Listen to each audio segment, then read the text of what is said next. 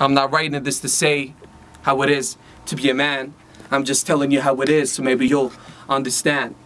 Now that I've aged, I no longer fit into my baby shoes. I've grown old. I'm more interested in how a lady moves. I've learned that life is a constant battle, and sometimes I'll maybe lose. I've learned that all that is broken cannot be fixed with crazy glue. I've learned that every so often when push comes to shove, everything you have sometimes isn't enough.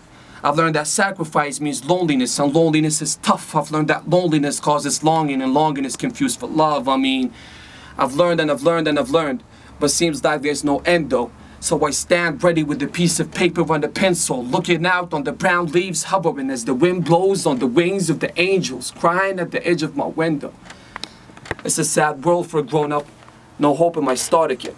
Now that I'm a man, I understand what my father said. Now that I'm a man, I want to go back to being my father's kid. Now that he's gone, I know how it feels to have my father dead. I'm not writing this to say how it is to be a man. I'm just telling you how it is, so maybe you'll understand. Halo.